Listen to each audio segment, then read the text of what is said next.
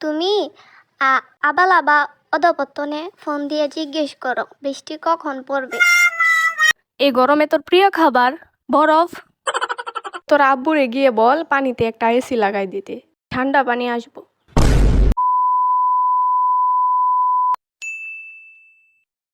গরম গরম গরম লাগে, এত গরম লাগে কেন?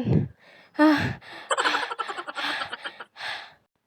কি রে, তুই চরকির মতো এই রুম থেকে ওই রুমে, ওই রুম থেকে ওই রুমে ঘুরতেছিস কেন? আম্মু, আমি মনে হয় আর বেশি দিন বাঁচবো না। এতে মনে হওয়ার কি আছে?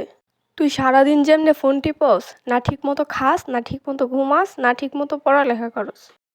এমনি সারাদিন ফোন টিপলে তো অসুস্থ হবি।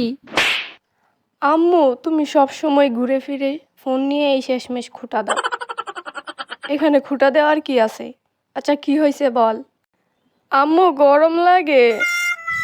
নাটক যে করে। গরম কি তোর একাই লাগে?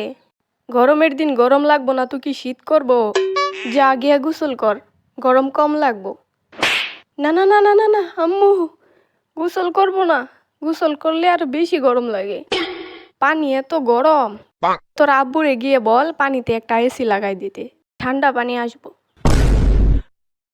বাঁচাও বাঁচাও, খালুনি নানু ভাই বাঁচাও, খালুনি নানু ভাই বাঁচাও। কি হয়েছে নানু ভাই, কি হয়েছে তোমার? তোমারে কি থেকে বাঁচাবো? আমার গরম লাগে, গরম থেকে বাঁচাও। এই যা তো, ফ্রিজে একটা আইসক্রিম আছে, ওরে এনে দে। তুমি আইসক্রিম খাও নানু ভাই, তাহলে তোমার আর গরম লাগবে না।